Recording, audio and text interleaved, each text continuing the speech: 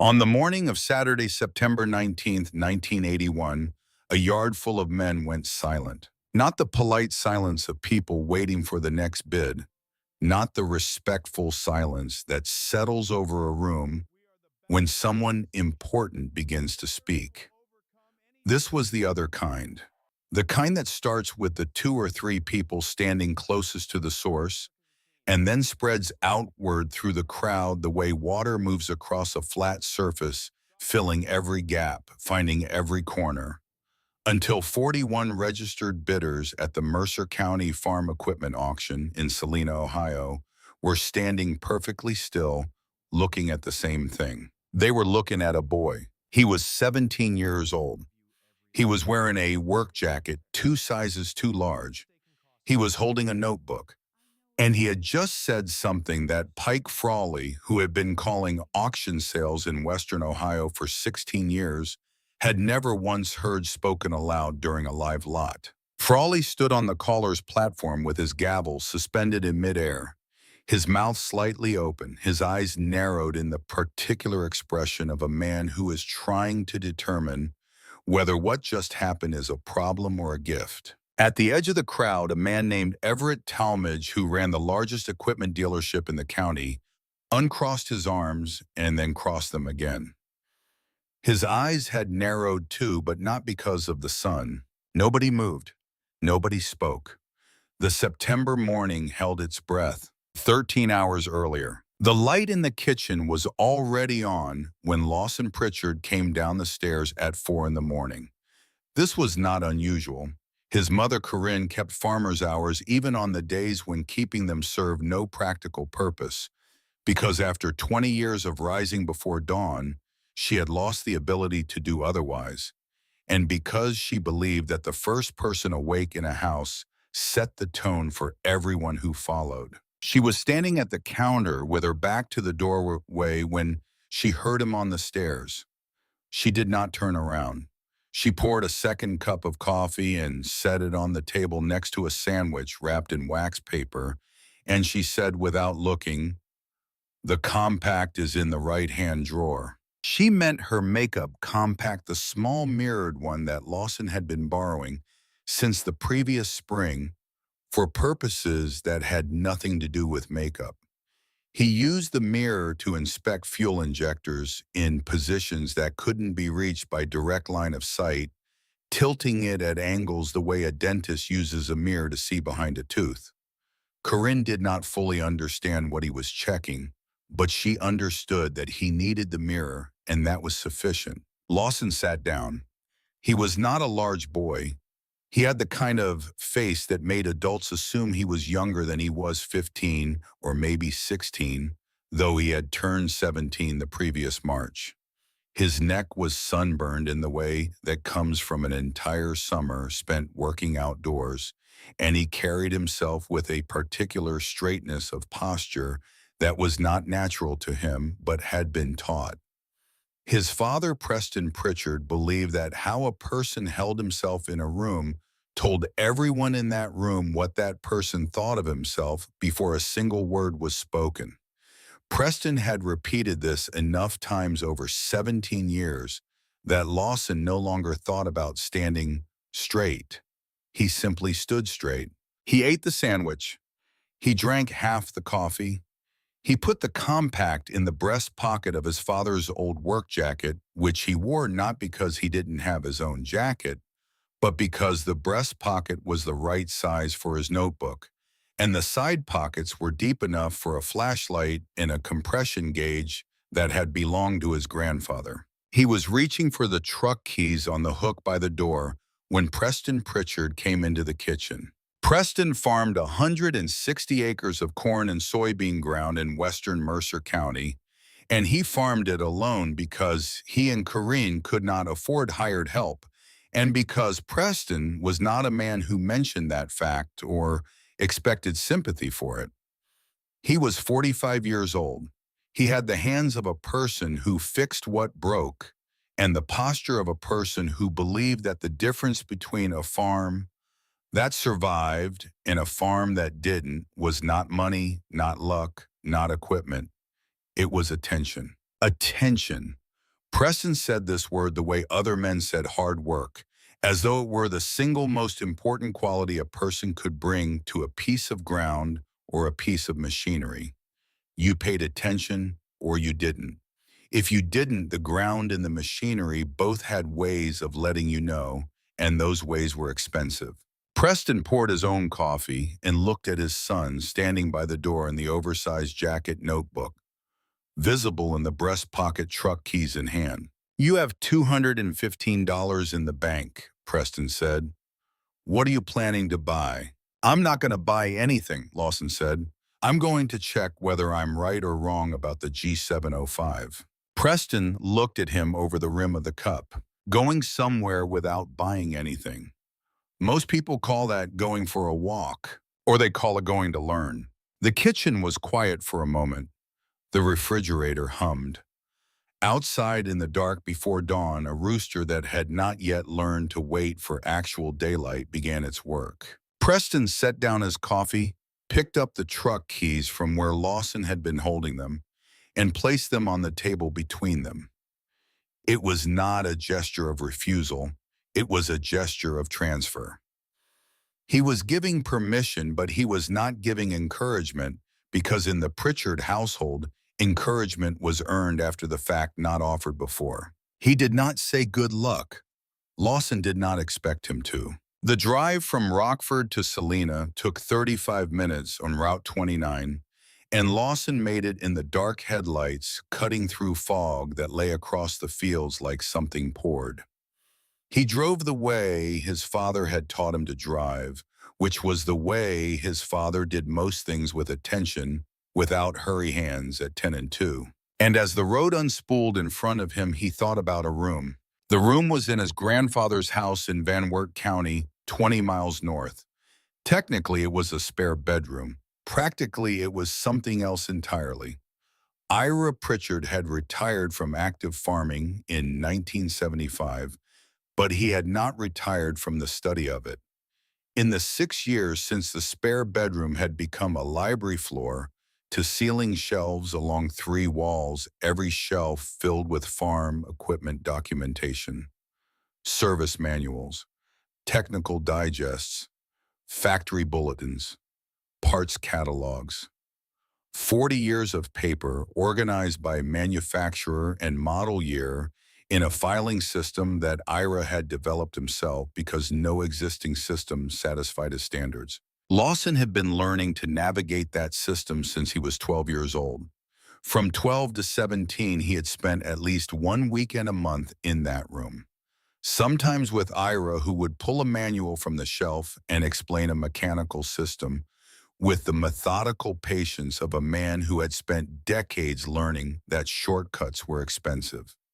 Sometimes alone, simply reading the way other teenagers read comics or adventure novels, not because anyone required him to, but because the information interested him in a way that was difficult to explain, and that he had stopped trying to explain to his classmates by the time he was 14. He thought about the 2 evenings in December of the previous year, 9 months ago, when Ira had opened a copy of the Minneapolis Moline Technical Digest from 1960, a document he had saved for 20 years because he believed documents like this were not paper. They were insurance. Ira had owned a G705 himself for 11 years, and he had seen it through 2 major services and a full engine rebuild. He knew the machine the way a doctor knows a patient who has been coming to the same office for a decade. And on those 2 December evenings, with the wood stove ticking in the corner and the overhead light casting a yellow cone across the kitchen table he had laid out for Lawson, in the kind of detail that only emerges when a grandfather recognizes that a grandchild is genuinely listening, the 3 things that determined whether a Minneapolis Moline G705 was worth buying or worthless. The first was the injector pump timing. In machines that had run significant hours without the specific calibration service that Minneapolis Moline recommended at 1,500-hour intervals, the timing drifted. Not dramatically,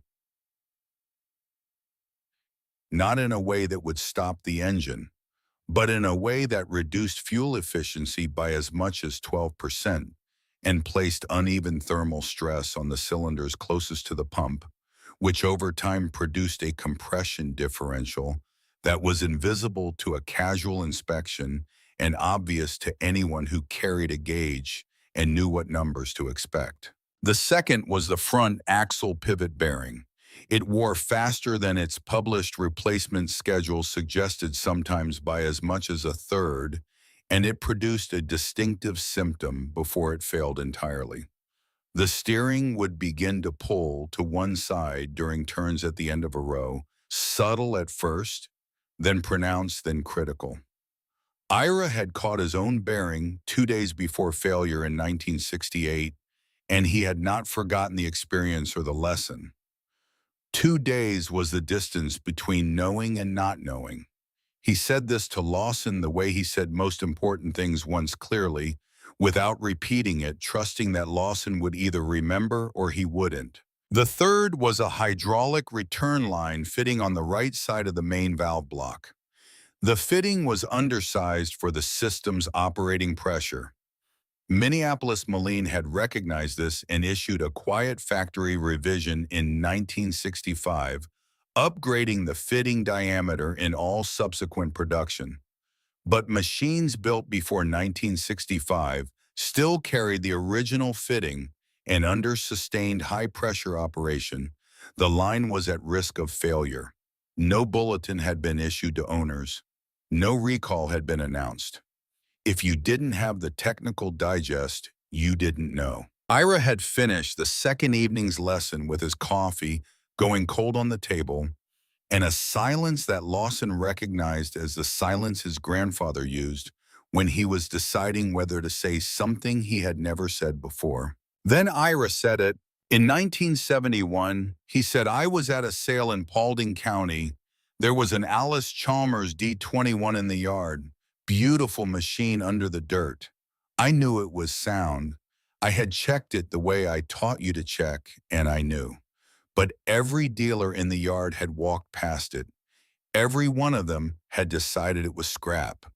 And I stood there with what I knew, and I didn't say a word." Lawson waited. "I was afraid they'd laugh at me. An old retired farmer telling the professionals they'd missed something. So I kept my mouth shut. The D21 sold for scrap price, $400. The man who bought it ran it for 8 more years." Ira looked at Lawson across the table with the directness that was his defining quality. The quality that made conversation with him feel like standing in a room with no curtains. Knowing something and not saying it is the same as not knowing it. "I made that mistake. Don't make it again." Lawson had written the words in his notebook that night in pencil, in handwriting that was small and careful. He had not promised anything. But he had written the words down, and in the Pritchard family, writing something down was more binding than a promise, because a promise was just breath, and breath disappeared, and writing stayed. Lawson pulled into the Mercer County Fairgrounds at 6:50 in the morning. The auction yard was nearly empty. 2 workers were setting up the caller's platform. A third was laying out lot number cards along the rows of equipment that stretched across the packed dirt yard in lines that resembled sentences in a language that most people couldn't read. Lawson could read it. He had been reading it for 5 years. He walked past the first 3 rows without stopping. Hay rakes, disc harrows, a grain wagon with a cracked tongue, 2 International Harvester 706 diesels that would draw competitive bidding from the serious buyers. He was not here for any of these. He was here for Lot 11. The Minneapolis Moline G705 stood at the end of the 4th row like a sentence that nobody had finished reading. Its paint had faded from the factory prairie gold to a chalky weathered cream that made it look older than it was. One headlight was missing. The front loader attachment was corroded so heavily that the pivot pins had disappeared beneath a crust of rust that looked permanent and probably was.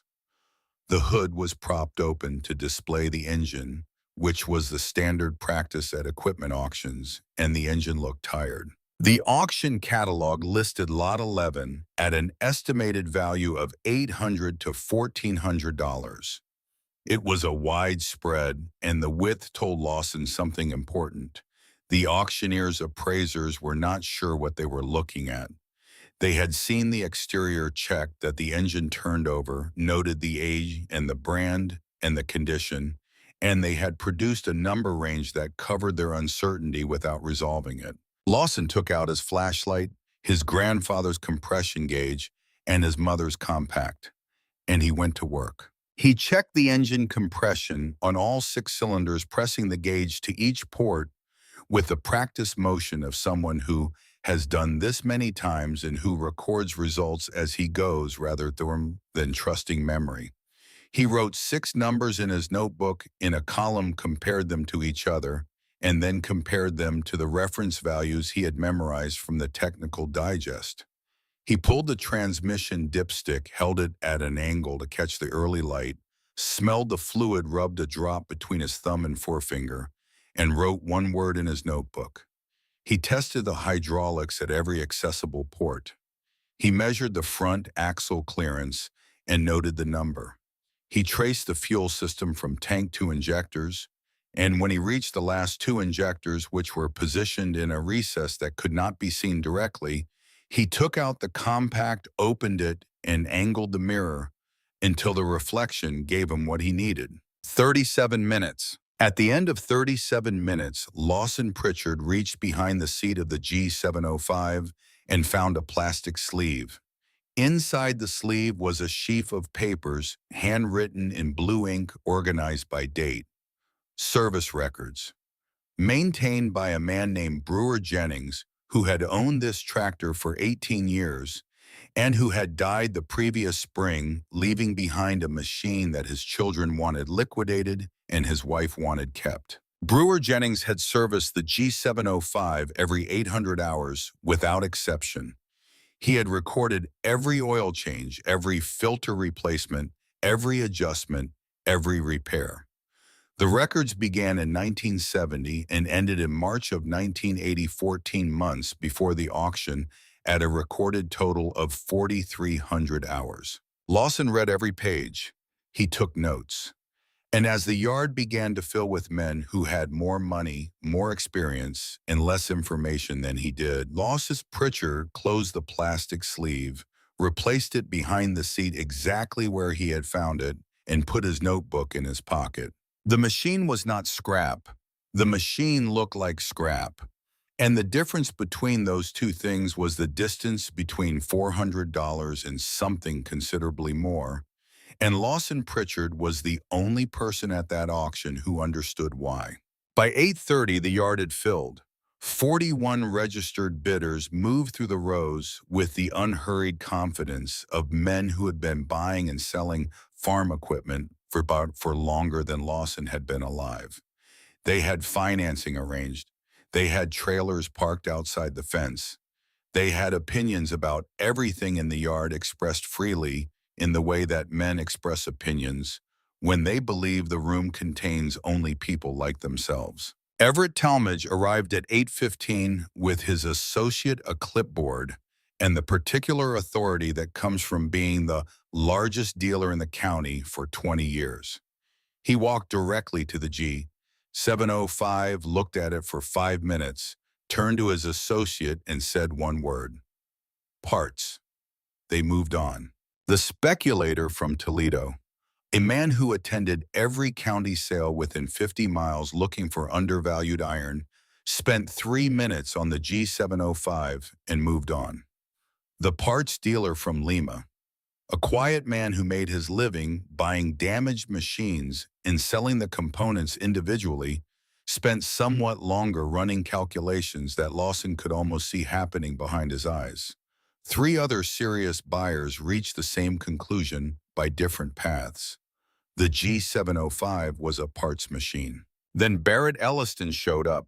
Barrett was 28 years old, which made him the second youngest person in that yard. He had opened his own dealership in Sydney, Ohio the previous year, and he carried himself with the specific brand of confidence that belongs to young men who have tasted early success and mistaken it for permanent achievement. He dressed cleaner than the farmers. He talked louder than the dealers. And when he spotted Lawson crouched beside the G705 with a compression gauge and a notebook, he walked over with the easy stride of a man approaching something amusing. "Hey, kid," Barrett's voice was pitched to Carey.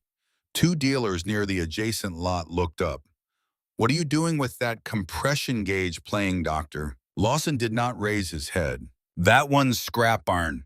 Barrett continued gesturing at the G705 with the casual authority of someone stating a fact so obvious it barely needed saying. "Anyone with eyes can see it." Lawson finished writing a number in his notebook. Then, without looking up, he said, "Thank you." Barrett laughed. He shook his head with the exaggerated bewilderment of a man performing for an audience, and he walked away. Behind him, one of the two dealers said something to the other words Lawson couldn't make out, delivered in the tone of a man who finds something funny and assumes the subject of the joke cannot hear him. Lawson kept working. Around 9 o'clock, when the crowd had thickened and the preview period was winding toward the first lot call, an old man walked slowly down the fourth row and stopped at the G705. He was 72 years old with white hair and the deliberate movements of someone who has learned that hurrying costs more energy than it saves. His name was Ned Thatcher.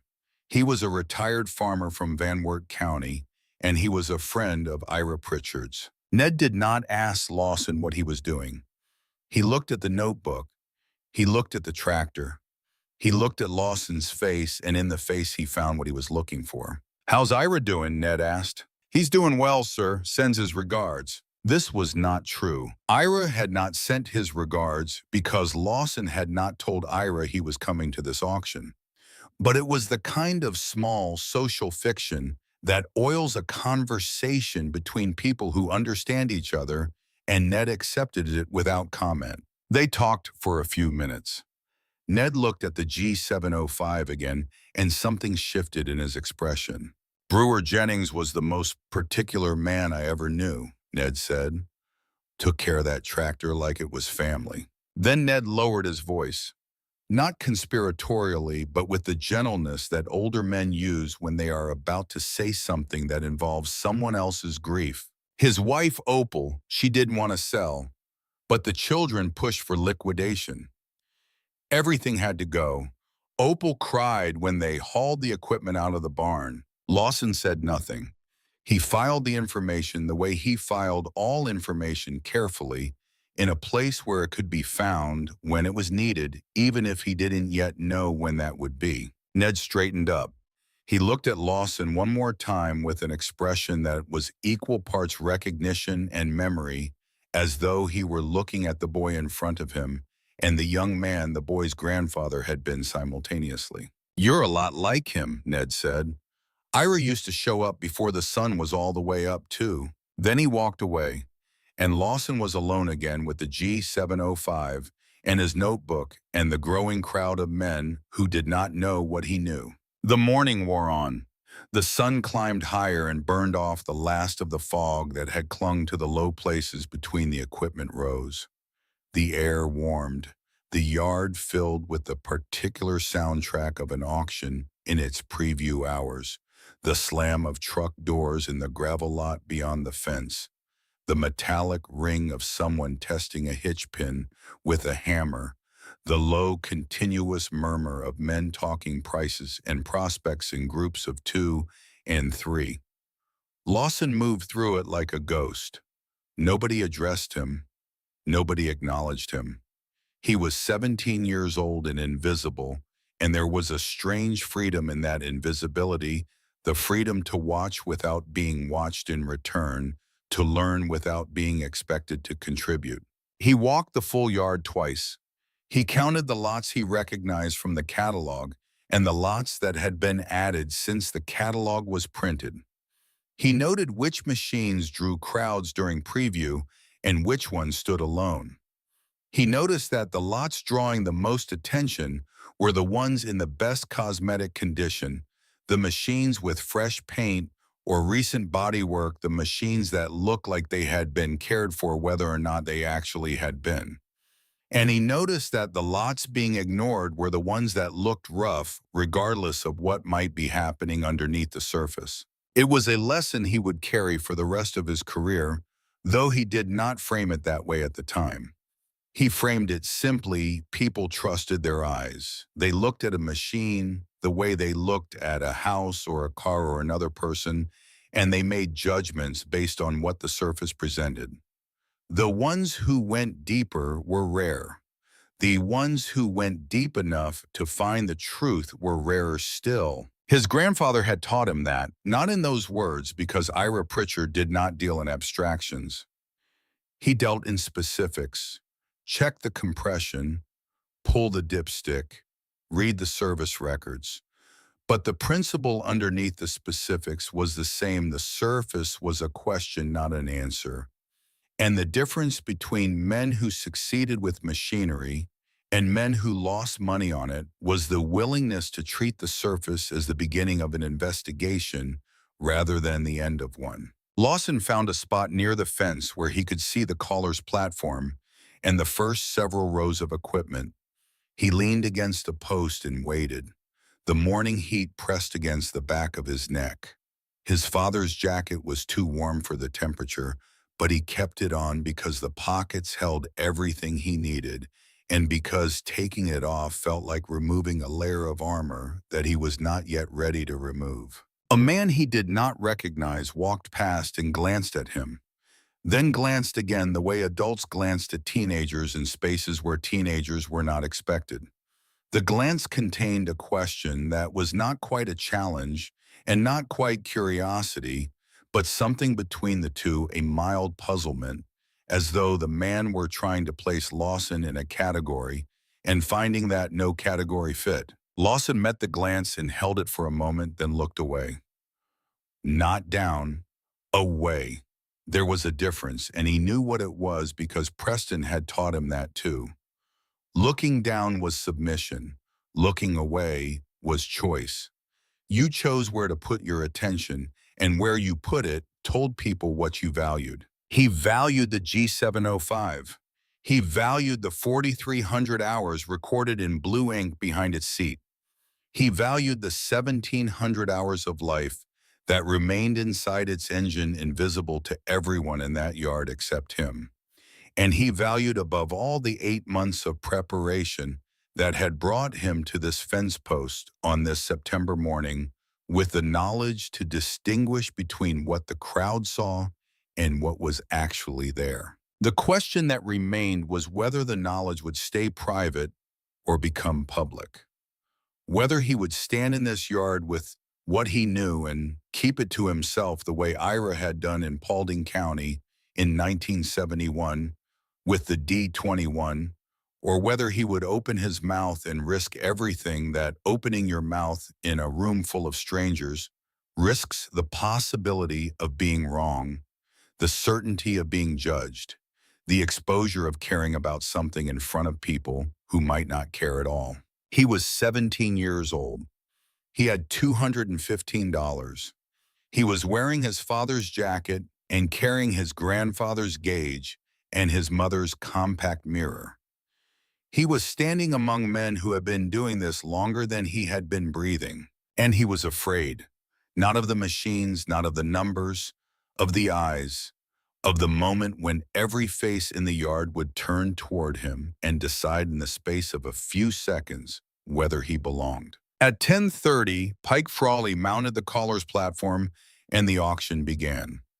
Lawson stood at the edge of the crowd as lots were called and sold one after another, with the efficient rhythm of a system that had been refining itself for decades. He watched the bidders. He watched who raised their numbers quickly and who waited. He watched who looked confident and who was bluffing. He was learning how the yard operated the way he had learned how engines operated, by paying attention to the moving parts. He noticed something else as the lots progressed. He noticed that the crowd had a personality. It was not a collection of individuals making independent decisions. It was a group, and the group had moods. When bidding on a desirable lot grew competitive, the group leaned forward. When a lot drew no interest, the group dispersed slightly, men drifting toward the concession stand or the portable toilets or their trucks. The group's attention was a resource finite and directed, and it flowed toward whatever was most interesting at any given moment. Lot 11 was not going to be interesting. The group had already decided that. The G705 was rough, old, obscure, and branded with a name that most of the younger buyers in the yard associated with obsolescence rather than quality. It was going to be a quiet lot, a quick lot, a lot that the group would process and forget in the time it took Frawley to call the next number. Unless someone made it interesting, unless someone gave the group a reason to pay attention. When the bidding reached Lot 9, Lawson opened his notebook to the last page. There in pencil, written the night before at the kitchen table after his parents had gone to bed, were two columns of numbers. The left column was headed with a small notation that read "actual" and contained his estimate of the G705's true value based on everything he had found during preview. The right column was headed "yard" and contained his estimate of what the auction crowd would pay based on what they could see from the outside. The gap between the two columns was nearly 200%. Lawson closed the notebook. He thought about Ira sitting at the kitchen table in December telling the story of the Alice Chalmers 21 that he had watched sell for scrap because he had been afraid to speak up. Knowing something and not saying it is the same as not knowing it. The words were in the notebook, 9 months old now, but they felt like they had been written that morning. Lot 10 sold. Pike Frawley consulted his catalog sheet and stepped toward the end of the fourth row, where the Minneapolis Moline G705 stood in its faded paint under the September sun, waiting for whatever was about to happen next. Lawson put the notebook back in his pocket. His hands were steady, his heart was not. He had made his decision. He did not have the money to buy the machine. He had $215 in a savings account and no financing and no trailer and no plan for what to do with a tractor, even if he could afford one. But he had information, and the information was true. And if the price dropped below what the machine was actually worth, he was not going to stand there with his mouth shut and watch it happen. He was not going to be Ira in 1971. He was going to be something else. Frawley cleared his throat, adjusted his microphone, and began. Pike Frawley had a voice that could fill a fairground without a microphone, but he used one anyway because authority is not about volume. It is about precision.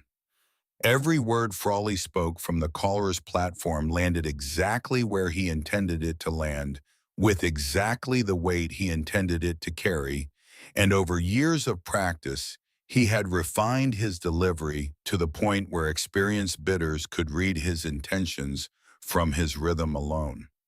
When Frawley slowed down, something interesting was coming. When he sped up, the lot was routine. When he paused, someone in the yard had done something unexpected. He had not paused in a very long time. Lot 11, Frawley said. He consulted his catalog sheet. He stepped toward the G705, which stood in its faded paint at the end of the fourth row, and he gave the yard what the catalog gave him. 1963, Minneapolis Moline G705. Diesel, engine turns over. Condition as seen, sold as is. Loader attachment included, condition unknown. He looked across the crowd. 41 registered bidders. Some watching him, some still examining nearby lots, some talking among themselves with the relaxed body language of men who had already decided which lots they cared about and which they didn't. Opening at 600, nobody moved. A crow passed overhead, its shadow crossing the yard like a dark hand sweeping across a table. 500 then, nothing. The G705 sat behind Frawley like a defendant awaiting a verdict that the courtroom had already decided. 400. Somebody give me 400 on this machine. The parts dealer from Lima raised his number. He did it without enthusiasm, the way a man picks up a check he was expecting, but not looking forward to. 400 was within his calculation. He could pull the engine and the transmission, sell them separately clear, maybe $200 profit after labor and transport. It was not exciting money. It was Tuesday money, but it was money. 400, do I have 450? A bidder behind the Lima dealer, a man Lawson did not recognize, raised his hand.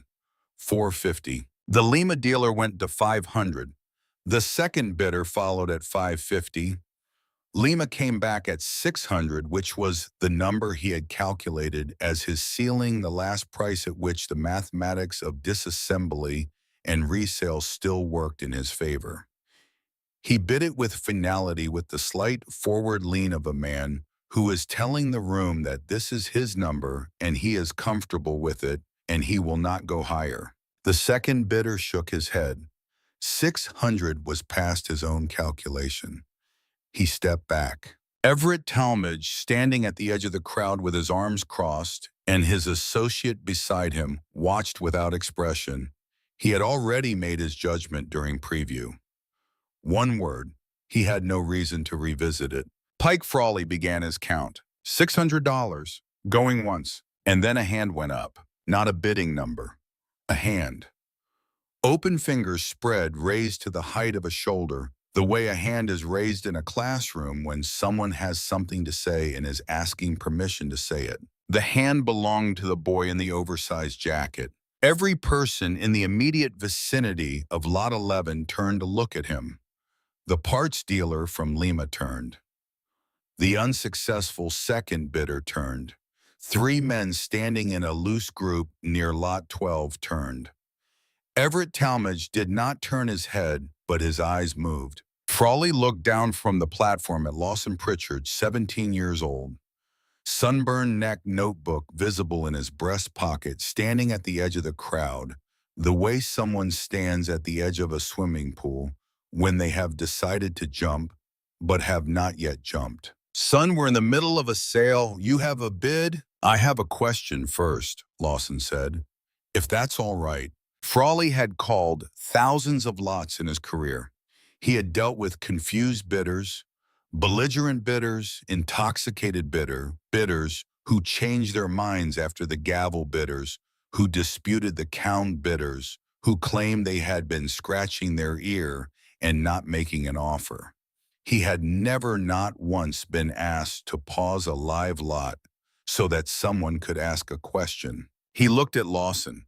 He saw what everyone in the yard saw: a kid, a teenager in a jacket that didn't fit him, standing among men who had mortgages and equipment loans and decades of calluses on their hands.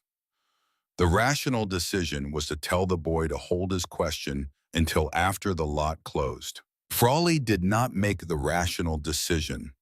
Something in the boy's posture, something in the steadiness of his voice, something in the way he held his hand up and waited, rather than speaking over the proceedings, told Frawley that whatever this kid was about to say, he wanted to hear it. Go ahead. Lawson lowered his hand. Has anyone checked the service records? He said. There's a plastic sleeve behind the seat. Brewer Jennings kept records on this machine going back to 1970. The silence began with the people closest to Lawson. It moved outward through the crowd in a wave that took perhaps 4 seconds to complete, which is not a long time by any objective measure, and is an eternity in the middle of an auction. 41 men stood still. The crow that had passed overhead earlier was gone. There was no movement anywhere in the yard except for the slow turn of heads toward the boy who had just told a room full of professionals that they might have missed something. Everett Talmadge uncrossed his arms. Son, he said, and his voice carried the particular weight of a man who is accustomed to being the final word on equipment matters in his county. If there were service records in that tractor, they'd have been in the catalog listing. They weren't in the listing, Lawson said. They were behind the seat. I found them during preview. From 6 feet away, in the silence that followed this exchange, A voice came that was louder than it needed to be and carried the sharp edge of someone who has decided to make a point at someone else's expense. Barrett Elliston stepped forward. He was smiling, but it was not a smile that had anything to do with warmth. "Come on," Barrett said. He addressed the crowd as much as he addressed Lawson. His voice had the performing quality of a man who believes he is speaking for the room. "This kid was crawling around out here this morning with a flashlight playing detective. Now he's making up service records. What is this, a science project? Who's he trying to run the price up for?" The accusation landed in the quiet yard and sat there. Every pair of eyes in the crowd shifted, from Lawson to Barrett, from Barrett back to Lawson, waiting. Lawson did not look at Barrett Elliston. This is a moment that deserves to be understood clearly, because what happened next was not bravery in the way that bravery is usually depicted, not a surge of adrenaline, not a flash of defiance. What happened next was preparation, 8 months of it. Lawson Pritchard was not standing in that yard finding the courage to speak. He was standing in that yard deploying knowledge that he had spent 8 months acquiring, and the deployment was as methodical as the acquisition had been. And if his heart was pounding inside his chest, which it was, his voice did not show it. He looked at Everett Talmadge, not at Barrett, at Talmadge, because Talmadge was the man with authority, and authority was what the moment required. "Mr. Talmadge," Lawson said, "you can check for yourself." Then he reached into his breast pocket and opened his notebook. He did not open it dramatically. He did not hold it up for the crowd to see. He opened it the way a person opens a notebook when they have been keeping careful records and they want to report what they found accurately, without embellishment, without performance. He opened it to a page near the middle where his handwriting ran in small, precise lines down the left margin, and he read, "Brewer Jennings serviced this machine every 800 hours without exception." His voice was level, factual. The voice of a person reading measurements, not making arguments. "Injector pump calibrated at 1400 hours in 1974 by a certified technician in Fort Wayne. Hydraulic return line replaced with the revised fitting in 1970." He noted the part number and the installation date. "Front axle pivot bearing replaced in 1979. Last recorded service, March 1980. Oil and filter change 212 hours before the recorded total." He paused, not for effect, because the next sentence was the one that mattered most and he wanted to be precise. "The engine has 4,300 hours on it. A properly maintained G705 diesel is rated to 6,000 hours before major overhaul. This machine has 1,700 hours of service life remaining at normal use rates." Nobody spoke. The parts dealer from Lima, who had been standing with his bidding number at his side and his calculation complete and his confidence intact 60 seconds earlier, looked down at his catalog sheet. Then he looked at the tractor. Then he looked at the catalog sheet again. The numbers had not changed, but their meaning had. Everett Talmadge walked to the G705. The crowd parted for him, not because anyone made a conscious decision to move, but because Everett Talmadge, walking with purpose to a group of men, was a force that the group responded to without thinking. He reached behind the seat. He pulled out the plastic sleeve. He opened it. He stood in the September sunlight, reading pages of blue ink handwriting by a dead man who had taken better care of his tractor than anyone in the yard had bothered to discover. Then he turned and looked at Lawson. "Where'd you get the technical information?" Talmadge said.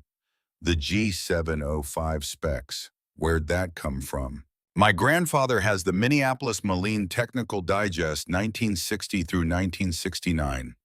I've been working through them since January." Talmadge's expression shifted.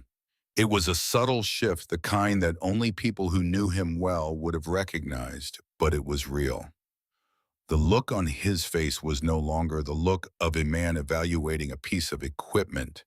It was the look of a man evaluating a person. Since January, Talmadge repeated. Yes, sir. Talmadge looked at the service records in his hand.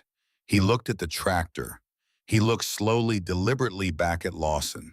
How old are you? 17. A man standing near the back of the crowd laughed. It was a single short sound, and it was not mockery. It was the involuntary response of a person who has been surprised by something, and the surprise is genuinely good. Other men were smiling. The parts dealer from Lima was shaking his head slowly, and the expression on his face was not frustration. It was admiration, reluctant and real. Pike Frawley had been holding his gavel suspended above the striking block for approximately 90 seconds. This was by a significant margin the longest any lot had been paused in his 16-year career. He had been watching the exchange with the alert stillness of a man who understands that what is happening in front of him is more interesting than anything he had planned to say. All right, Frawley said. He straightened on the platform.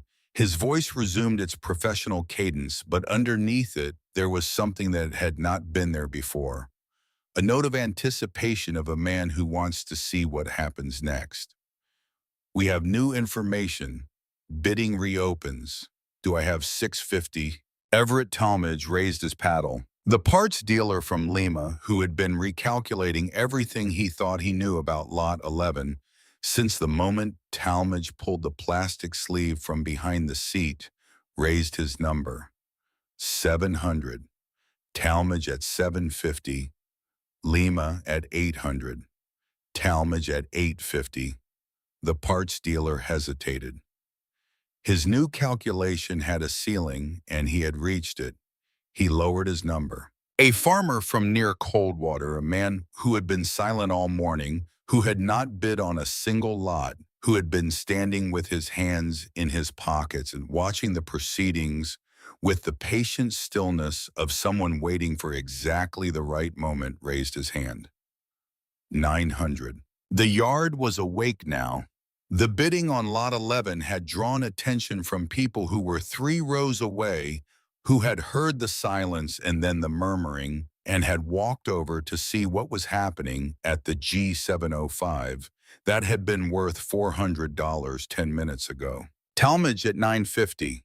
The Coldwater farmer looked at his number, looked at the tractor, looked at Talmadge.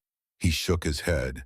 Talmadge's ceiling was higher than his, and he knew it. Lawson Pritchard had $215 in a savings account at the Salina branch of the Mercer County Bank. He had not placed a single bid. He had not come to this auction to buy a tractor. He had come to find out if 8 months of work in a spare bedroom library, 8 months of reading service bulletins, and technical digests in interlibrary loan documents that took 3 weeks to arrive, 8 months of building a picture of what made a G705 worth buying, had produced knowledge that was real. It had. The machine that was about to sell for scrap at $400 was now selling for $950. The gap between those two numbers, 235%, was the distance between what the crowd knew and what one 17-year-old boy knew. And the boy had not spent a dollar. $950, Frawley said. Going once, going twice. The gavel came down. The sound it made was small and sharp, and final the sound of a decision that could not be reversed. Everett Talmadge had bought the Minneapolis Moline G705 for $950. Talmadge handed his bidding number to his associate, said something that the associate nodded at, and then walked through the crowd to where Lawson was standing. The crowd watched him go. They knew what they were seeing, even if they couldn't have named it precisely. They were seeing a man who had been doing this for 20 years walk across a yard to shake hands with a boy who had been alive for 17. Talmadge extended his hand. That information you had, Talmadge said, the records, the technical data, that's worth more than whatever you could have paid for this machine. I couldn't have outbid you anyway, Lawson said. No, but you made me pay more for something I didn't know was worth more. Talmadge paused. His grip was firm and his eyes were steady, and when he spoke again, his voice was quieter pitch for Lawson alone, not for the yard. Most men twice your age don't do work like that. Lawson shook his hand. He did not say anything else. He opened his notebook, wrote one line on the last page, and put it back in his breast pocket.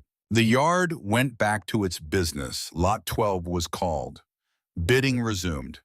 The ordinary rhythm of the auction reassembled itself around the extraordinary thing that had just happened, the way water closes over a stone. But something had changed in the quality of the air around the boy in the oversized jacket.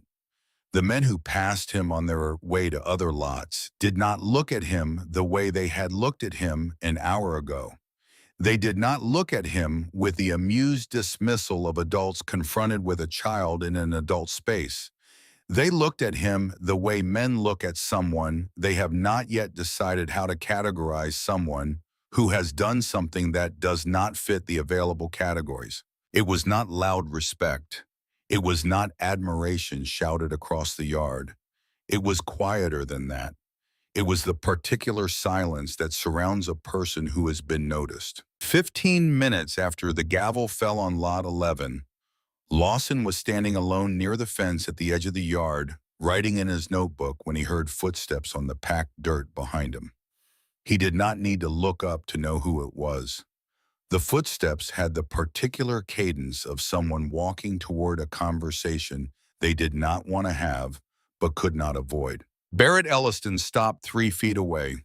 He did not speak immediately. He stood there with his hands at his sides, looking at the ground the way a man looks at the ground when he is assembling words that his pride is making difficult to find. "How long did you spend on it this morning?" Barrett said. His voice was low. He was not looking at Lawson's face. 37 minutes. 37 minutes, Barrett repeated. He said it slowly as though he were measuring something inside his own head, comparing it to something he did not want to compare it to. Then he nodded once. A single nod, tight, controlled the nod of a man who has just learned something about himself that he will spend a long time sitting with. He walked away without another word. Barrett Elliston did not apologize.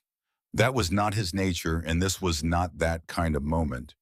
But the question he had asked, and the way he had asked it, and the silence in which he had walked away, told Lawson everything that an apology would have told him, and one thing more. Barrett Elliston had looked at the G705 for 3 minutes that morning and concluded it was scrap. He had announced that conclusion to anyone within earshot. He had called Lawson a child-playing detective, and then he had watched that child stand in front of 41 men and deliver information so precise, so thoroughly documented, so calmly presented that the most experienced dealer in the county had walked across a yard to shake his hand. Barrett's question was not really about 37 minutes. It was about the distance between what he had done and what Lawson had done, and it was about the realization arriving slowly and unwelcomely that the distance was not talent. It was work. The auction continued for another 3 hours after Lot 11. Lawson stayed for all of it. He did not bid on anything. He did not speak to anyone else. He stood at the periphery and watched and listened and recorded observations in his notebook because the auction was a classroom and he was not finished with the lesson. He watched how Frawley managed the energy of the crowd accelerating through lots that had weak interest, slowing for lots where competition was building, using silence, the way a musician uses rest to create anticipation. He watched how the experienced bidders positioned themselves in the crowd, some at the front, where they could be seen, some at the edges, where they could observe without being observed. He watched the mathematics of the yard play out lot after lot, the invisible arithmetic of supply and demand, and information and confidence that determined whether a machine sold for what it was worth or for what the crowd believed it was worth, which were not always the same number. He noticed that several men who had not spoken to him before the G705 lot now nodded as they passed. Brief nods, almost imperceptible, the kind of acknowledgement that costs nothing to give and means everything to receive when you are 17 years old and standing in a room where you were not expected to matter. He noticed that Barrett Elliston did not return to the yard after their conversation at the fence. His truck was gone from the gravel lot by the time Lawson walked back through on his way out. He noticed finally that Everett Talmadge was watching him. Not obviously, not with the directness that would constitute staring. But periodically between lots, Talmadge's eyes would find Lawson in the crowd, the way a man's eyes find something he is thinking about automatically, without effort drawn by the gravity of an incomplete calculation. Talmadge was thinking about Lawson. Lawson could feel it the way you can feel someone looking at the back of your head, not a physical sensation, but a knowledge certain and unshakable that attention is being paid. The drive home was quiet. The truck radio did not work, had not worked in 2 years, and Lawson had never asked his father to fix it because he did not mind the silence. Silence on a drive home was useful. It was the space in which a day could be examined, turned over, understood. He drove through Salina and turned onto Route 29, heading north toward Rockford, and the fields rolled past on either side, soybeans, mostly some corn. The late September, crops showing the first yellowing that meant harvest was approaching. The sun was lower now, the light coming from the west and catching the tops of the beans with a gold that was different from the gold of the G705's faded paint. But that reminded him of it anyway because his mind was still in the auction yard, still standing in front of 41 men, still holding the notebook open to the page where his handwriting spelled out the truth about a machine that the rest of the yard had dismissed. He replayed the moment in his mind, not triumphantly, carefully. He replayed what he had said and how he had said it and whether there was anything he should have said differently. He replayed Talmadge's face when the older man had pulled the plastic sleeve from behind the seat and begun reading. He replayed Barrett Elliston's question at the fence. He replayed the sound of the gavel. And he replayed most of all the feeling. Not the feeling of being right, which was satisfying, but brief. The feeling that had come after the feeling that was harder to name. The feeling of standing in a space where he had been invisible and becoming for a few minutes visible. The feeling of having something to offer that the room did not have and that the room, once it received it, could not ignore. It was not pride exactly. Pride was what you felt about yourself. This was something else. It was the feeling of being useful, of having spent time and effort on something that turned out to matter not just to him, but to the outcome of a transaction that involved real money and real people and a real machine that a real man had cared for and a real woman had cried over losing. He was useful. His knowledge was useful. And he was 17 years old, and that was the first time he had ever felt that the two things he cared most about, the library in his grandfather's spare bedroom and the machines in the fields and yards of Western Ohio, could combine into something that the adult world would recognize as valuable. The truck pulled into the Pritchard driveway at 4:30 in the afternoon. The barn was on the right, the house was ahead, the light in the kitchen was on, which meant Corinne was starting dinner, which meant the day was proceeding along its ordinary track, despite the fact that something extraordinary had happened in it. Lawson parked the truck. He sat in the cab for a moment with the engine off. He took out his notebook and opened it to the last page where he had written one line after shaking Talmadge's hand. The line read, "I was right." He looked at it. 3 words. They were not enough to capture what had happened, but they were accurate, and accuracy was what Lawson valued above all other qualities in written language, because his grandfather had taught him that accuracy was the foundation of trust, and trust was the foundation of everything else. He closed the notebook. He went inside to wash up for dinner.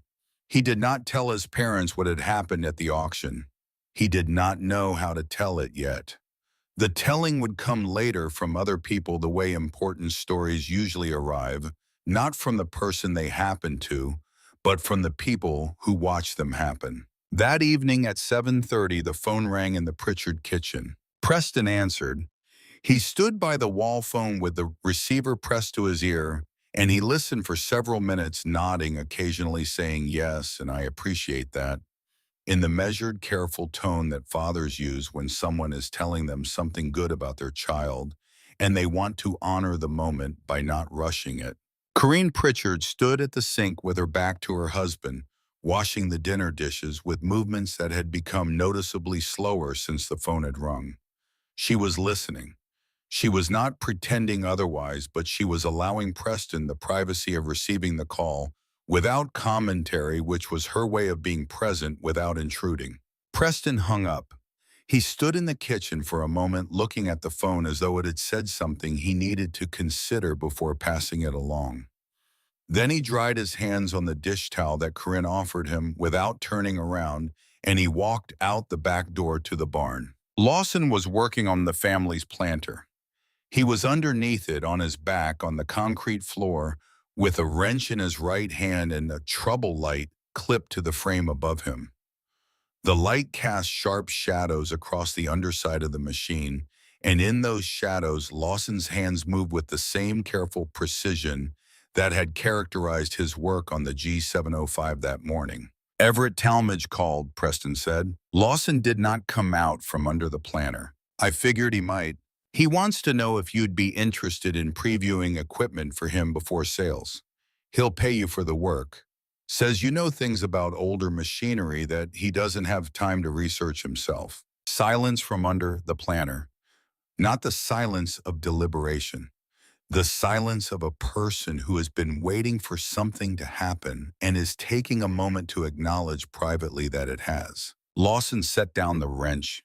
He slid out from under the planter and sat up on the barn floor, his back against the wheel grease on his hands, the trouble light swinging gently above him. He thought about Ira's room, the 3 walls of manuals, the 7 interlibrary loan documents that had taken 3 weeks to arrive and that he had read in one evening. 8 months since January, when he had opened the file on the G705 because his grandfather had shown him a technical digest and trusted him to understand what it meant. Tell him yes, Lawson said. He picked up the wrench and slid back under the planter. Preston Pritchard stood in the barn doorway. He had come out here to deliver a message, and the message had been delivered, and the rational thing to do was go back inside. But he did not go back inside. He stood there looking at the bottom of the planter where his son's work boots were visible, and he was quiet for a long time. I'm proud of you, Preston said. It was the first time he had said it, not because he had never felt it, because Preston Pritchard believed that words like these had weight only if they were rare, that a compliment given freely every day became wallpaper invisible. But a compliment given once at the right moment after it had been earned in a way that could not be questioned became something a person carried for the rest of their life. Under the planter, Lawson's hand paused on the wrench. 1 second, maybe 2. Then his hand resumed its work and Preston turned and walked back to the kitchen. And Corinne looked at his face when he came through the door, and she knew everything she needed to know without asking. The dishes were done, the coffee was on, the house settled into the particular quiet of a family that has received good news and is allowing the news to find its proper place among all the other things that a family carries. Outside in the barn, the trouble light swung slowly above the planter where Lawson Pritchard was working. He was thinking about the morning, about the silence in the yard, about the handshake, about Barrett Elliston's question and the way Barrett had walked away from the answer. But mostly he was thinking about what his father had just said, standing in the doorway of a barn at the end of a Saturday in September, 3 words that had taken 17 years to arrive, and that had arrived at exactly the right time. He finished the repair. He cleaned the wrench and put it back in its place on the pegboard because tools that were not returned to their proper location were tools that could not be found when they were needed, and finding things when they were needed was in the end what Lawson Pritchard was good at. He turned off the trouble light.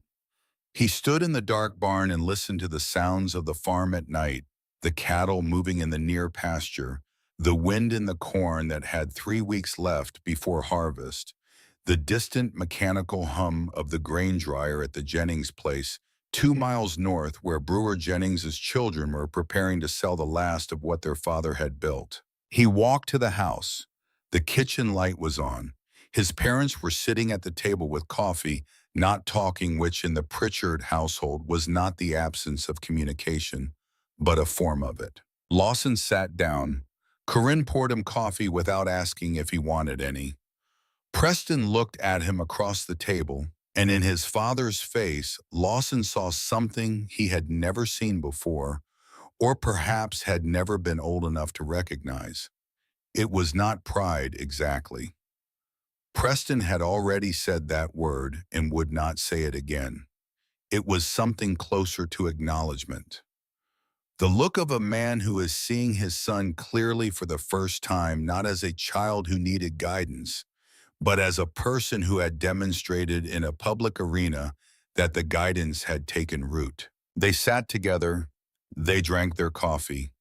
The kitchen clock on the wall above the sink read 8:45.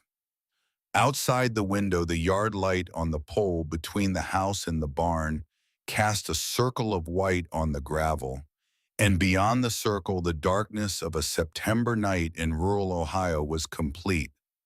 The kind of darkness that people who have never lived outside a city cannot quite imagine, a darkness with weight and texture and sound. Corinne spoke first. "Ned Thatcher called this afternoon," she said, "while you were at the auction.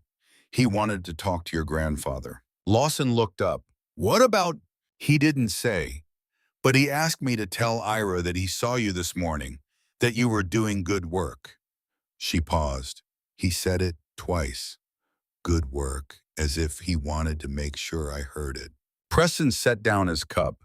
"Thatcher's a careful man. He doesn't repeat himself for no reason." The three of them sat with that for a moment. Lawson understood something he had not fully understood before. The auction had not been a private event. He had walked into it believing that no one was watching him except the men who dismissed him, and he had walked out of it knowing that more people had been watching than he realized, and that the watching had rippled outward in ways he could not track.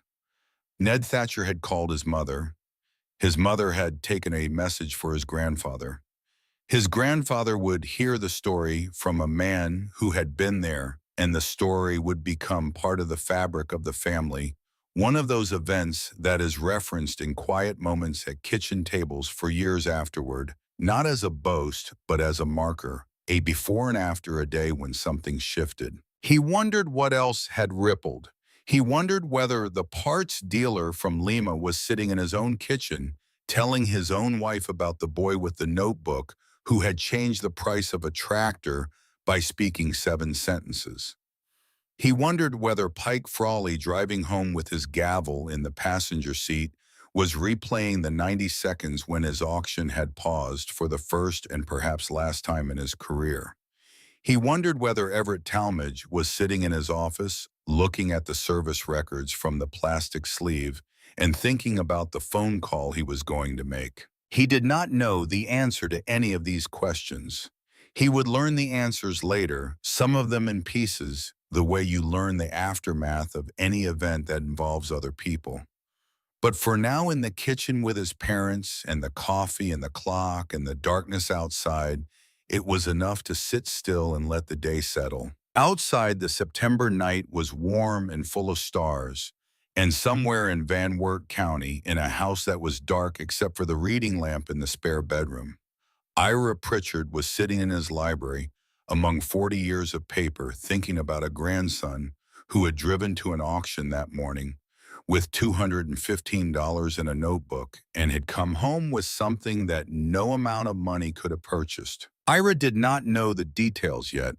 He would learn them later from Ned Thatcher, who would call him on Sunday morning with the particular enthusiasm of a man delivering good news about someone else's family. But Ira did not need the details to know that whatever had happened in Salina that morning, the boy had been ready for it. He had been ready for it.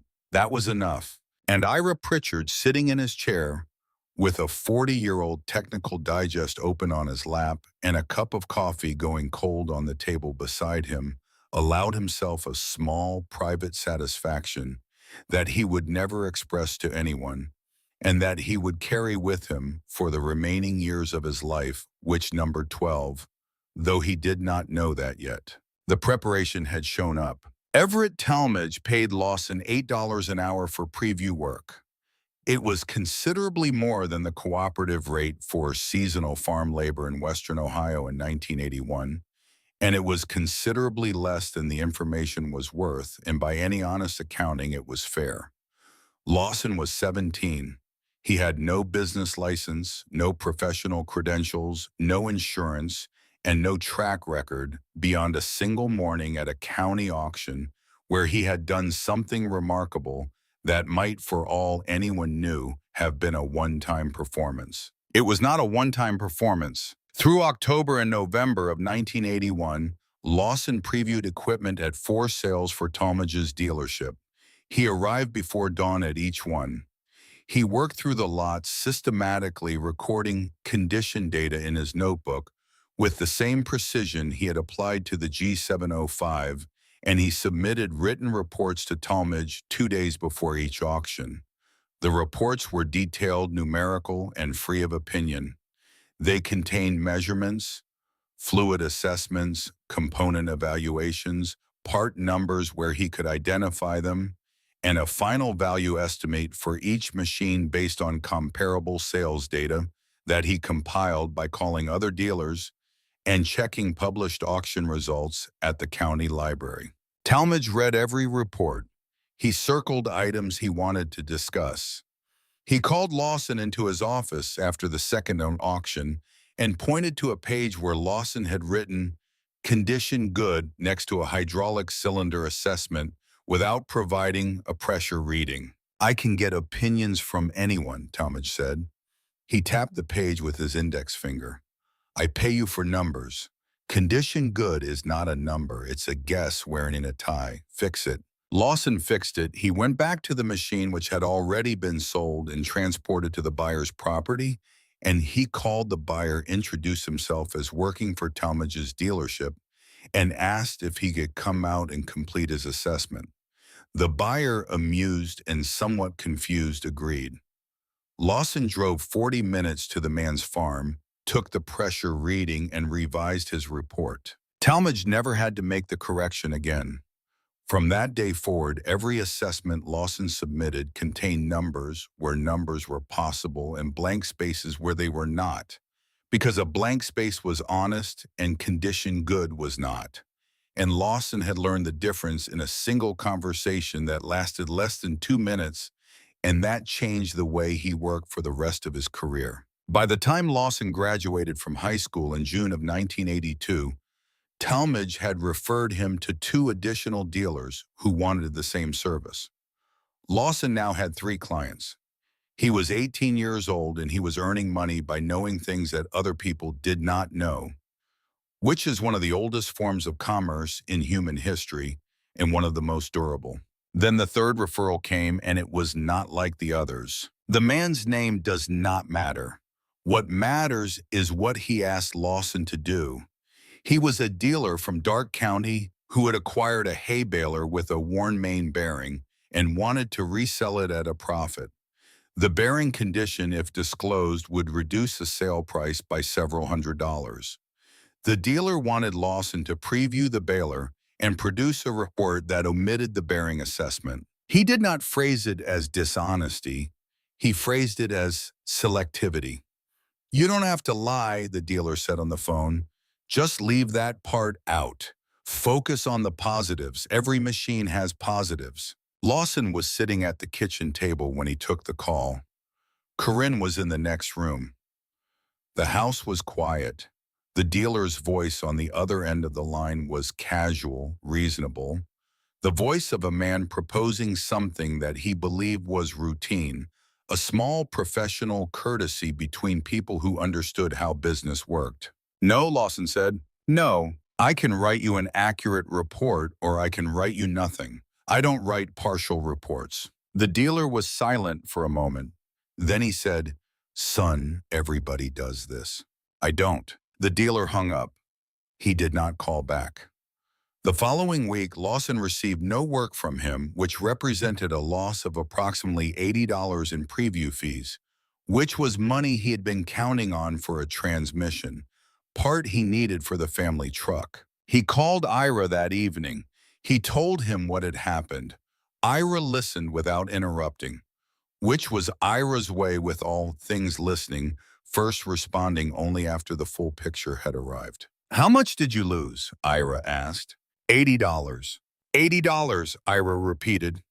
Then he was quiet for a long time, the kind of quiet that traveled through the phone line and filled the kitchen where Lawson was standing with the particular weight of a man choosing his next words carefully because he intended to say them only once. "That is the cheapest price you will ever pay for keeping your name clean. Remember what it cost. It will never be that cheap again." Lawson wrote the sentence in his notebook that night on the page directly following the line he had written at the auction in Salina. 2 entries side by side, the first about being right, the second about the cost of being right.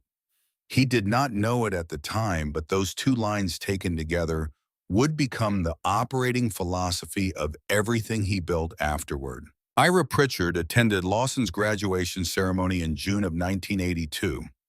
He sat in the bleachers of the Rockford Gymnasium with Preston and Corinne, and he watched his grandson walk across the stage in a cap and gown, and he clapped once firmly the way he did most things. Afterward, at the kitchen table with coffee, in the particular quiet that exists between people who have known each other long enough that silence is not empty but full, Ira asked the question he had come to ask. "How's the auction work going?" "It's going well. 3 clients now." "Good." Ira drank his coffee. "What did you learn from the first one?" Lawson thought about the question.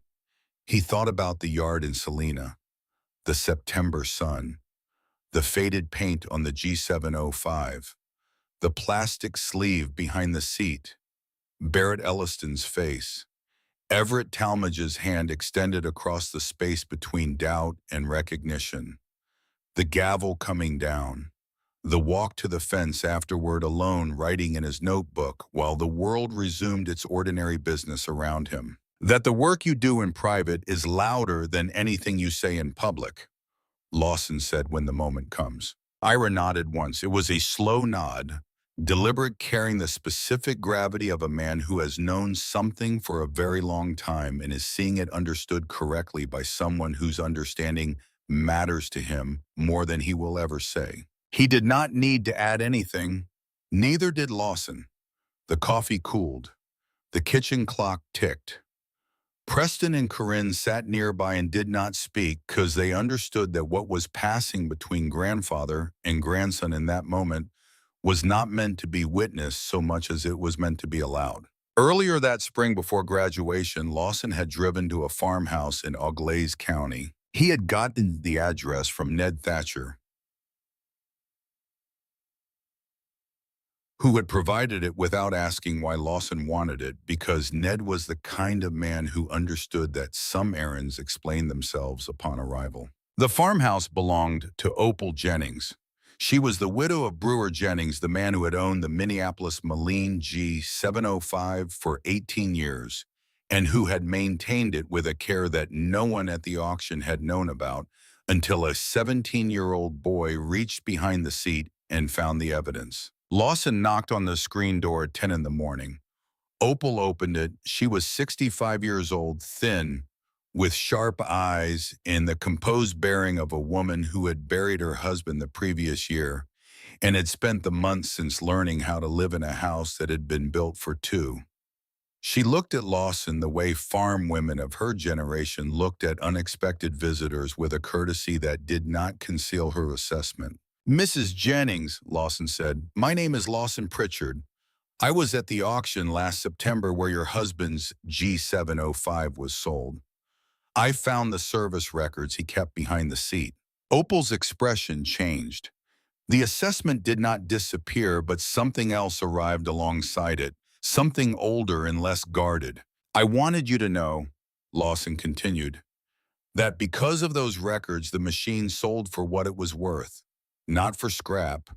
Your husband took care of it, and the buyer knows that now." Opal Jennings stood in her doorway and looked at this boy, 18 now, still slight, still carrying the notebook in his jacket pocket, still speaking with the careful precision of someone who means exactly what he says and nothing more.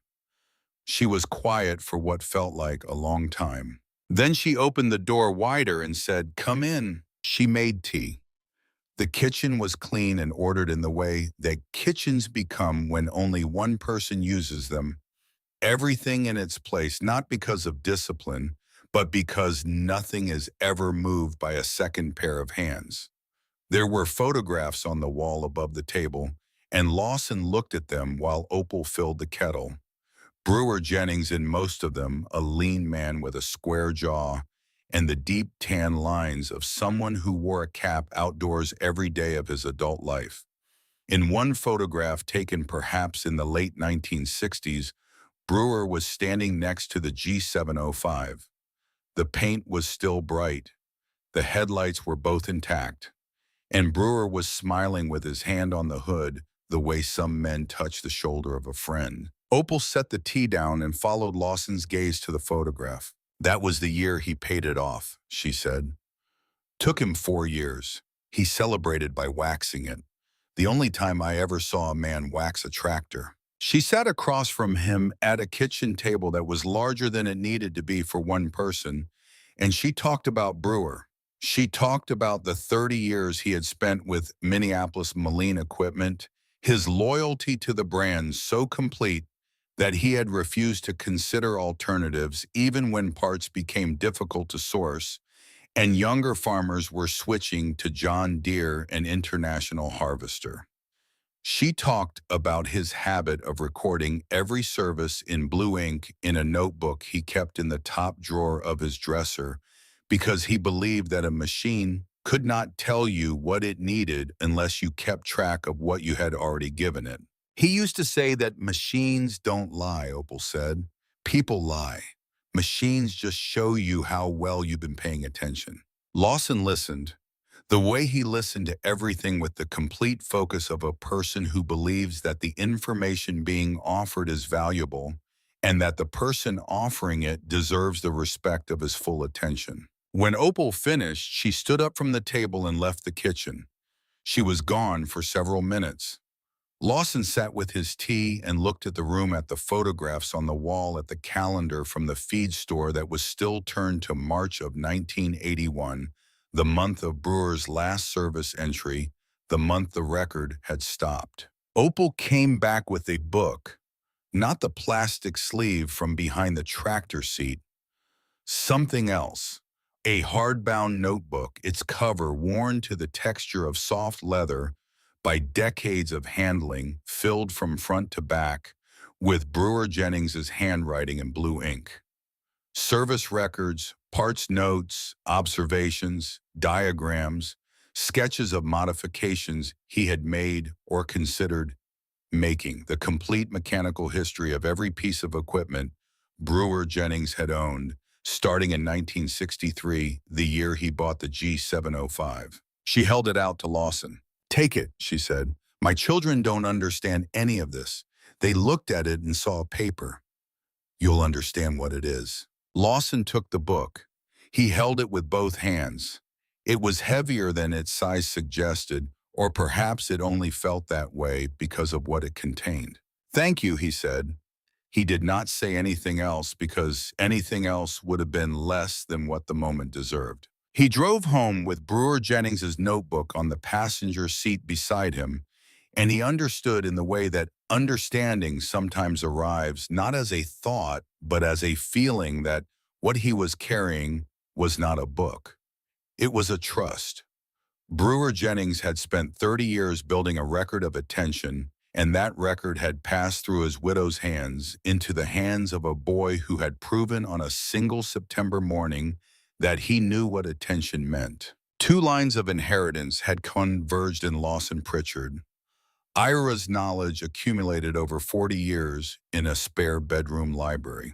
Brewer's knowledge accumulated over 30 years in a hardbound notebook. Both men had believed the same thing, that care was not invisible, that it left evidence, that the evidence could be read by anyone who knew the language.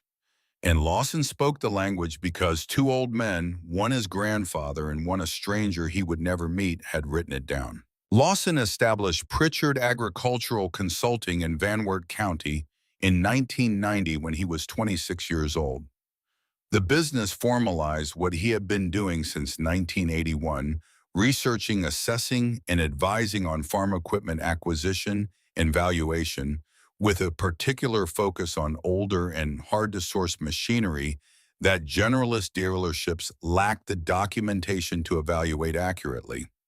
He served clients across western Ohio, eastern Indiana, and southern Michigan, and he built his reputation on the same principle that had built his grandfather's library: accuracy first, always without exception, even when accuracy was expensive, and especially when it was inconvenient. Ira Pritchard died in the autumn of 1993. He was 84 years old. He died in the house in Van Wert County, in the bedroom next to the library, close enough that if the door between them was left open, which it always was, the last thing he saw before he closed his eyes would have been the shelves. His will was 3 pages long and dealt with his affairs efficiently, as Ira had dealt with all things. The house went to Preston. The savings account, which contained somewhat less than anyone expected, because Ira had spent more on documentation than most people spent on recreation, was divided equally among his grandchildren, which meant Lawson alone, because Lawson was the only grandchild.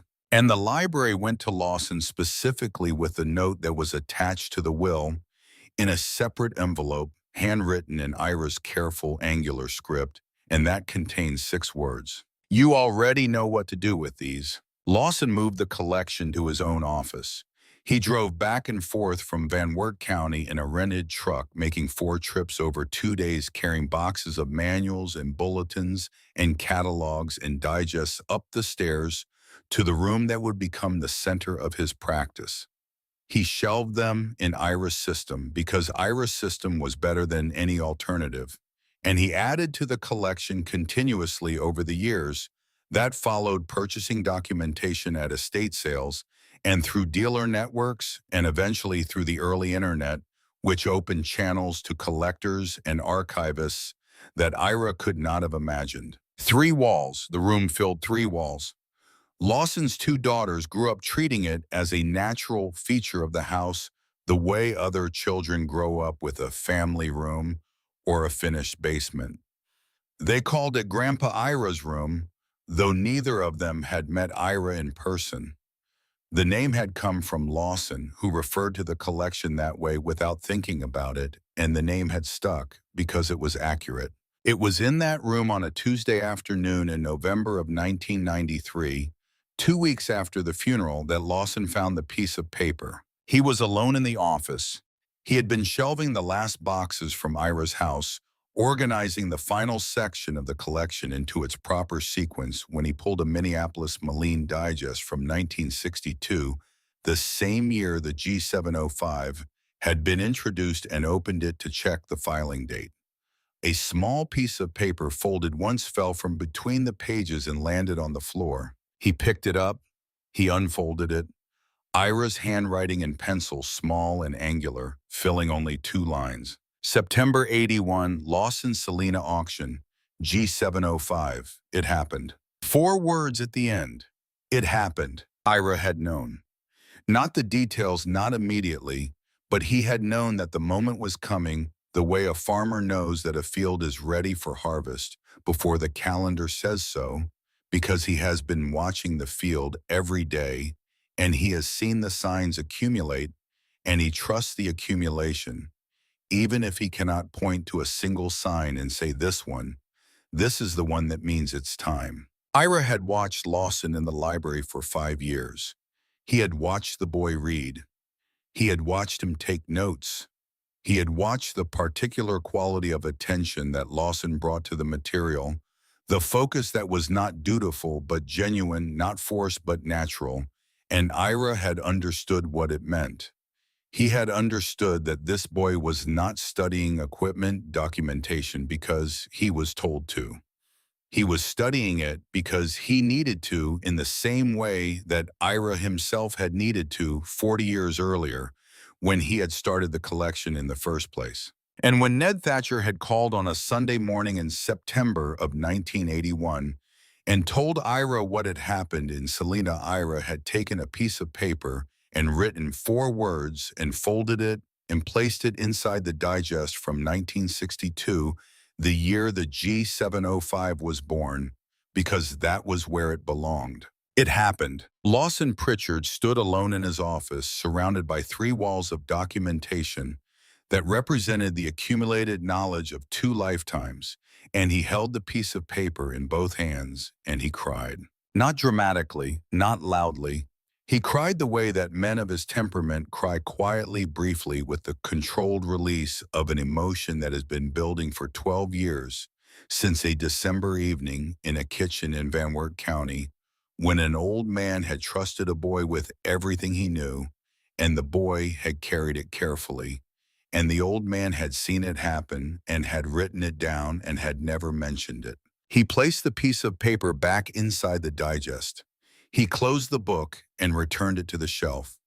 He stood in the room for a long time without moving, and then he went back to work, because work was what Pritchard men did when the feelings were too large for words, and because Ira would have expected nothing else. In the years that followed, Lawson built Pritchard Agricultural Consulting into something that Ira would have recognized, and Preston would have respected, a business that grew not through advertising or aggressive expansion, but through the accumulation of trust. One client told another. One accurate assessment led to a referral.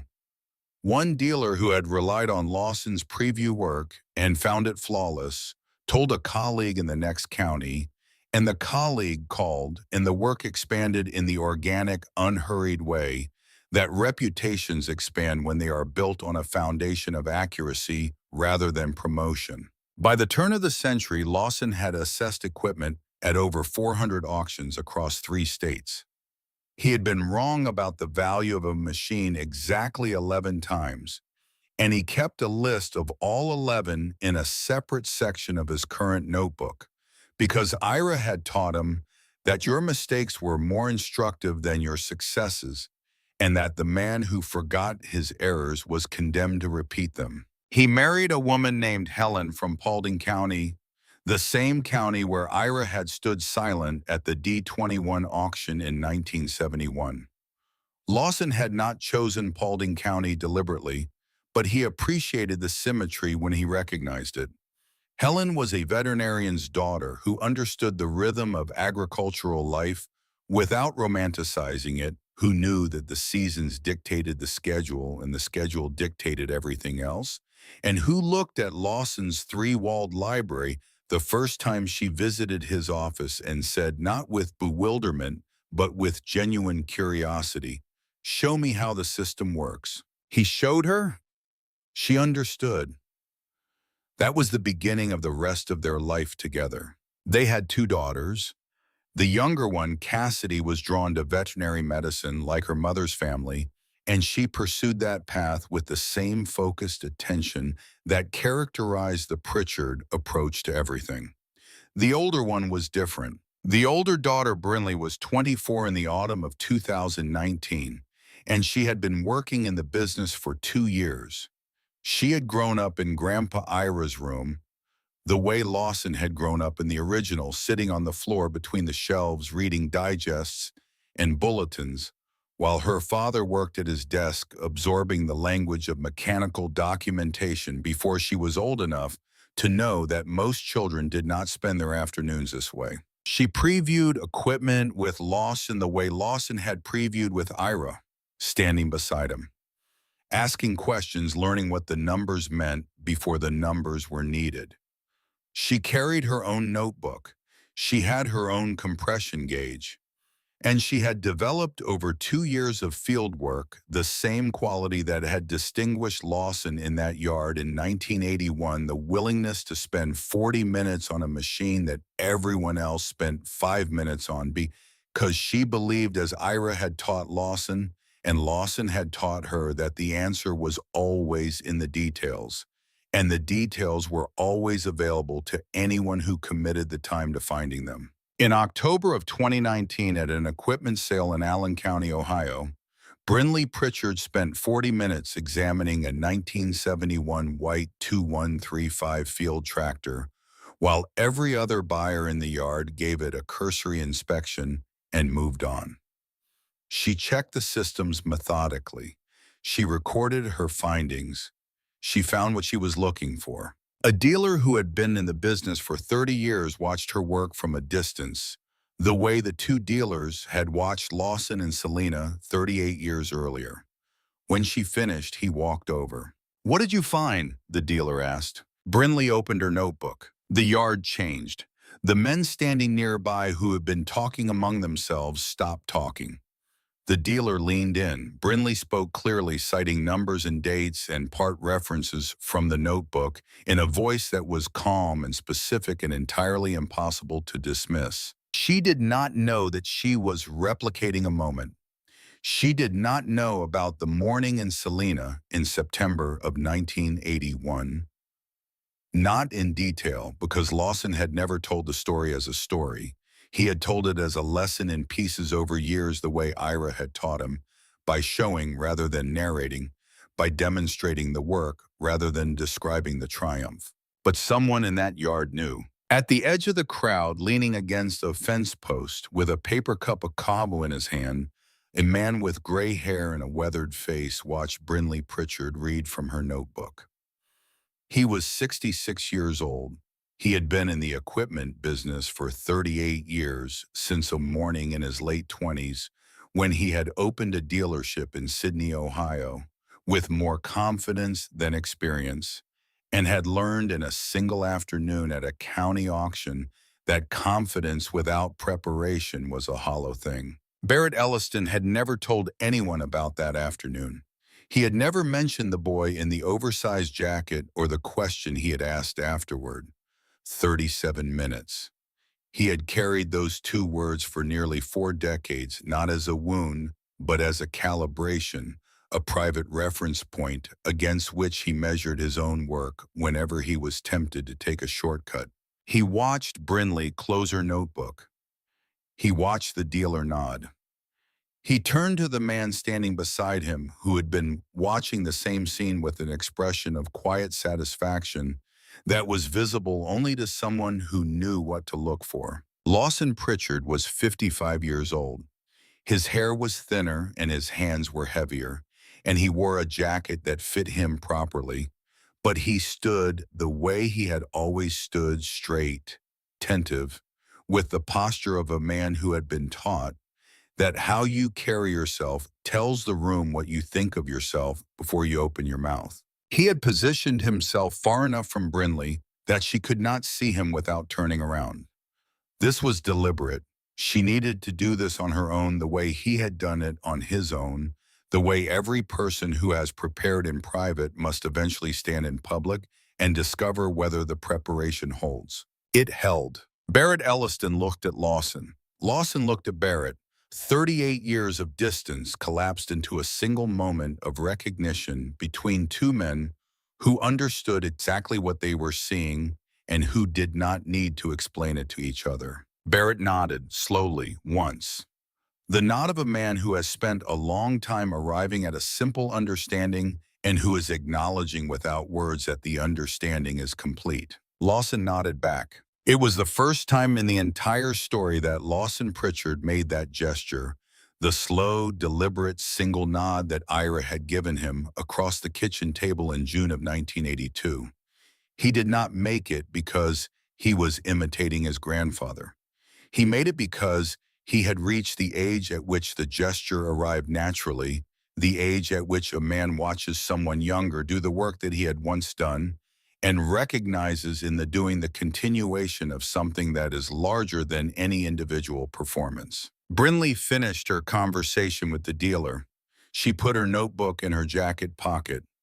She walked toward her father with the easy stride of someone who has just done good work and knows it and does not need anyone to tell her so. "How'd it go?" Lawson asked. "Fine," Brinley said. She did not elaborate. Lawson did not ask her to. He took a sip of his coffee and looked out across the auction yard, which was full of machines and men and the ordinary commerce of a Saturday morning in Ohio.